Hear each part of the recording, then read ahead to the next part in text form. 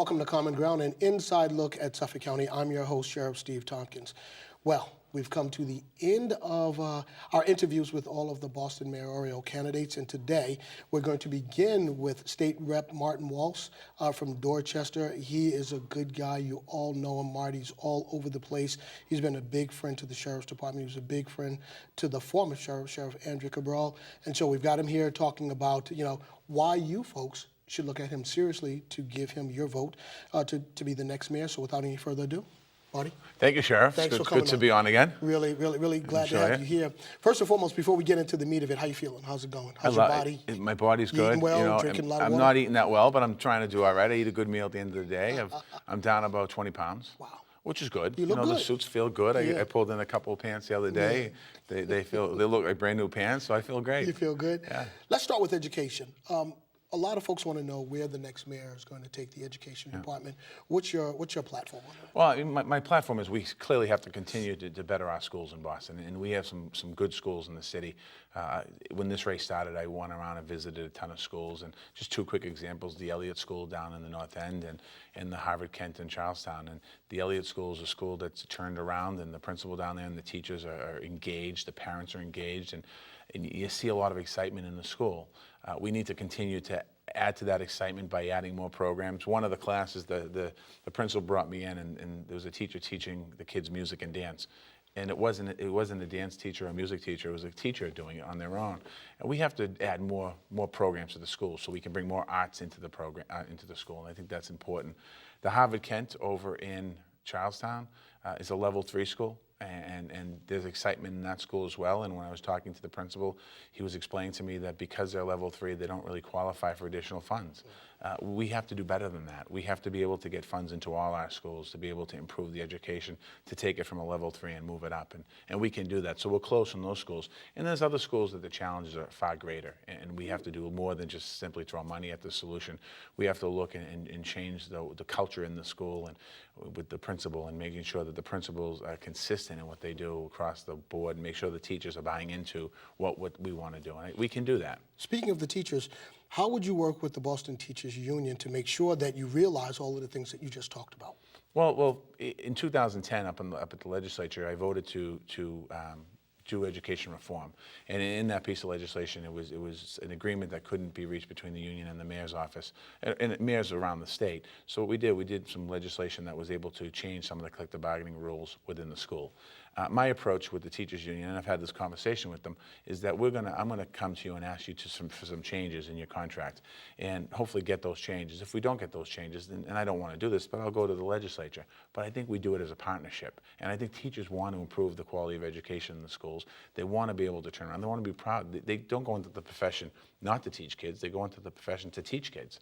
And I think by having these conversations with the teachers and open dialogue is a long way to go. Around the country, you have the administrations battling the unions, and that might work, but it shouldn't be that way in Boston. In Boston, we should work together. And I have a labor background, and I think with my labor background, having the understanding of knowing what compromise is and what negotiation is, I will work to get the best deal for the city of Boston, and more importantly, the best deal for the kids in our system. So that's one of the pieces. We also have a major problem in our city. Well, and this is a major problem with the schools. We have an infrastructure problem. We have 80 schools built between 1870 and 1927 in the city of Boston. And I said 1870, 1927, that are currently in existence in Boston. And we had kids this summer going to summer school that they plugged fans in to cool the rooms down. I mean, that's a problem. And the city hasn't taken advantage, or they have in 2 occasions, of the school building authority up on Beacon Hill. So what we're proposing is taking the construction away from the school department and setting up a separate entity to deal with the construction, come up with a plan on looking at our schools citywide. How do we improve our schools in every neighborhood so that we can go back to having some strong neighborhood buildings in our area, build an administration in that building so people will feel like we want to send our kid to the school down the street because it's clean, it's new, it's fresh, and also the administration there is new. And I think those are some of the things we're going to do. I'm going to take the meals tax, dedicate it to this fund so we can bond to new schools. And also I'm going to work with the state on the school building authority. In Boston, if we want to build an $80 million school, the state will reimburse us at 75%. So the state will pick up $60 million. city's on the hook for 20. We haven't taken advantage of this program. We need to take advantage. Every other city and town in this state has taken advantage, built new schools, and the kids have new schools. We really haven't done it in Boston.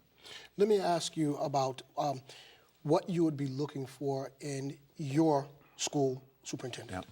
What qualities are you looking for in that person? I mean, I certainly want somebody that understands the school system from K to 12. I mean, I think that we have to get somebody that looks at the system. By taking the construction away, that's a big burden off of that person's plate. Obviously, that person will be in charge of making sure when we look at the plan, where are we gonna renovate schools and where are we gonna build new schools.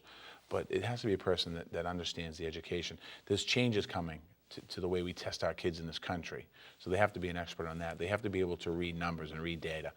A lot of times we don't have that ability. We're not following data enough to track our kids to see where they are in their growth and their learning.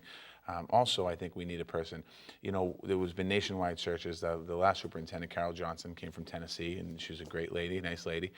I think we might have some homegrown talent right here in Massachusetts, and we need to say, do we have that person here in Massachusetts? It has to be an innovative thinker, somebody who's different. We've tried the way to do it with the superintendents over and over, and to some success. In some cases, there's some victories. I mean, you can't be completely critical of this system. The dropout rate has gone down. Attracting kids back into the school system has happened. So we have some successes here. We're just going to continue to build on those. And I'd expect my superintendent to see what the best past practice has been, and also learn off of private schools and learn off of charter schools. Talk to me, as my last question in the education segment, about the Boston public schools versus the charter schools. Where do you come down in that discussion? Well, I'm a board member of Neighborhood House Charter School, which is a Commonwealth charter school in Dorchester, and I support that school. That school has many kids, over 500 kids from the neighborhood that go to school there, or close to the neighborhood, and that school's successful. I mean, and it's something that I'm proud of as far as being supportive of that school. We need to make sure our public schools, all of our public schools, have that same success. We need to make sure they have the same ability to be able to be successful. Neighborhood House Charter School, the parents, the teachers, the parents, and the principals work together to improve the education. We need to give some of that same autonomy to our schools individually. Every challenge in the schools are different. It's kind of a competing interest, the Commonwealth charter schools and the public school system. I'm running for mayor of Boston. I'm running to be the head of the school department, not necessarily, but I will be in charge of the schools. My goal is to make sure that our schools, I find them better than they were. I leave them better than they were. Talk to me about public safety. You know that since the marathon event, we've had about a shooting a day in some of our urban centers. Where do you come down on public safety and working with the police and working with the community organizations to safeguard individuals, their lives, and their property? Yeah, that's one of the focal points of my campaign. I mean, dealing with the issues of the gang violence on the street and the young kids shooting each other. And, by improving the educational system and strengthening our high school system, which we're going to do, bringing VOTEC schools back and partnering with other businesses, we want to keep kids in school. So that takes care of the problem in the coming years. But we really have to look at what's going on in our streets. We're immune to it, I think, in a lot of places. When the marathon bombing happened, we were all watching. Everyone's kind of glued to CNN.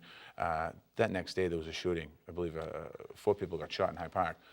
We read about the newspaper, and what do? We turn the page. We need to stop turning the page. We need to address the problems. I think the police are an integral part of that. I think we need to look at the police and how do we get the police into the streets more? How do we diversify the police force, particularly in the upper echelon of the police department? We have to get the respect of the community back into the police department in some neighborhoods in the city of Boston. And I think we need to do that sooner rather than later.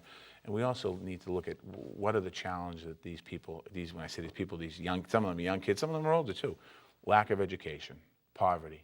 There's a whole bunch of different issues here, and we have to address it once and for all. You do it in the jail. I mean, you and I have had many conversations about people re-entering into society. They might pick up some skills in the jail, and I know you do some great programming there, but we need to do more than that. We need to get them before they go into jail, because once they're in jail, it's too late. Right. The networking they do in jail, and I look at it based on economics.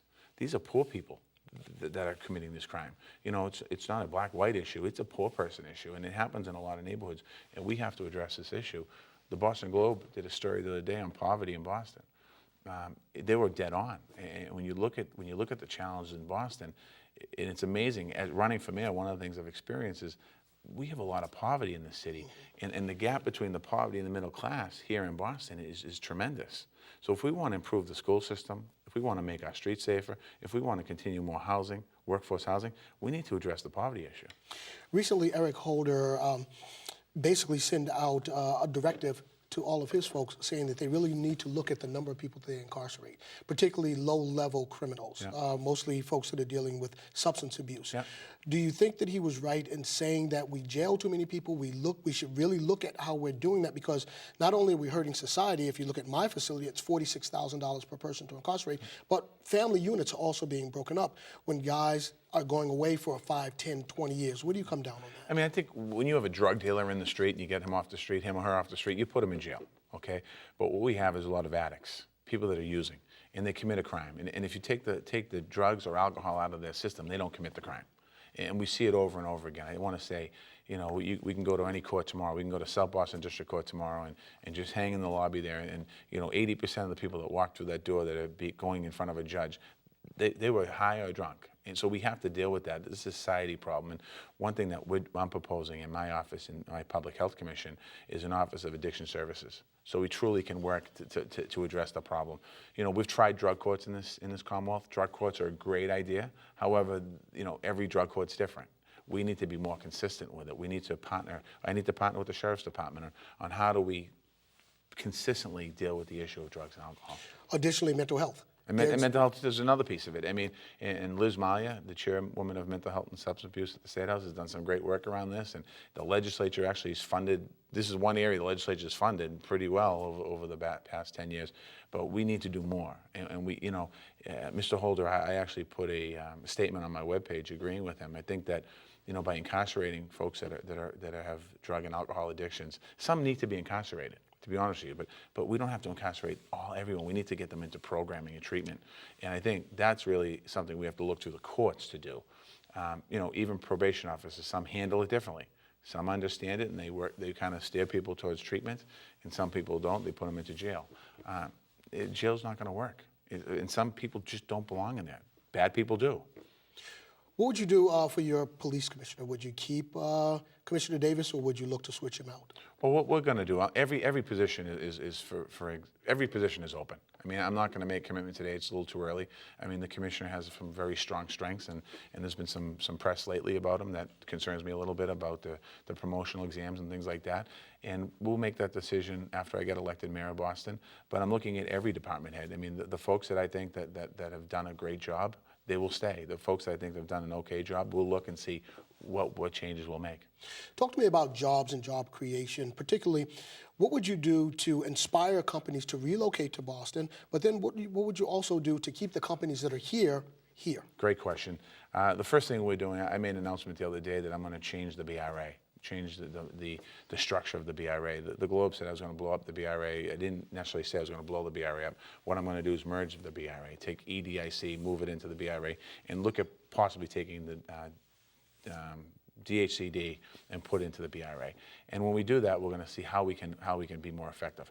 A component of the BRA on the campaign trail, everyone's been talking about separating planning from development. Two different agencies. That's a problem. You've got to keep them together so that the planning is first, the development follows afterwards. And one thing that we don't do a great job of is promoting business development. What I mean by that is the mayor's done a fabulous job in attracting business like Vertec Pharmaceutical to Boston and the Innovation District. He's done a tremendous job there. What I'm talking about is creating another opportunity so companies, we know that there are companies that want to come into our city, so we can put some of those companies in our neighborhood spots. You know, in every neighborhood has a Verizon building or formerly a telephone building or an Edison building.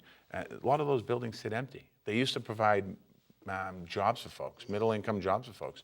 We need to see if we can attract businesses into those neighborhoods, into those buildings, so they can provide, again, jobs for folks. So I want to create this economic development business plan within the BRA. As far as keeping business here, you know, Verizon is talking about moving out of Boston. They have 500 call center jobs in downtown Boston.